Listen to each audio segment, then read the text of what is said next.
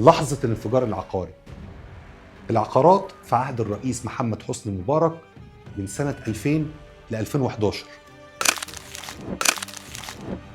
سنة 2000 لو كان معاك 300,000 جنيه كنت تقدر تشتري بيهم قطعة أرض في القاهرة الجديدة مساحتها 300 متر. في ظرف 10 سنوات نفس قطعة الأرض كسرت المليون جنيه. عايز تعرف الحكاية؟ هقولك. في الوقت ده الاقتصاد كان بينمو والناتج المحلي وصل ل 3 ل 4% وساعات 7%، والكلام ده كانت سنة 2007.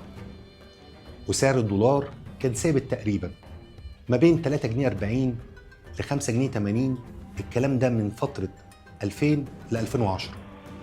والعقار دايما كان بيقدم نفسه كأقوى وأأمن استثمار، والمدن الجديدة ابتدت تظهر من وسط التراب زي التجمع والشيخ زايد والشروق.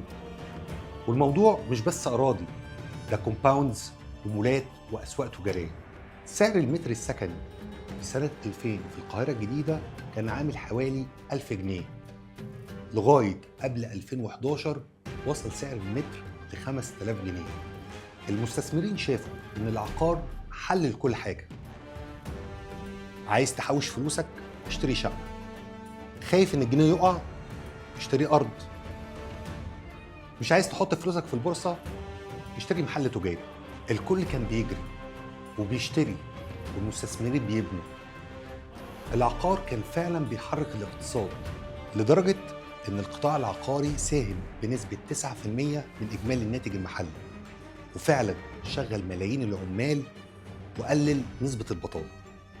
في النهاية لو كنت وقتها صاحب قرار، كنت هتشتري أرض وشقة وتراهن على الحلم، ولا هتفضل قاعد ومستني العاصفة لما تيجي؟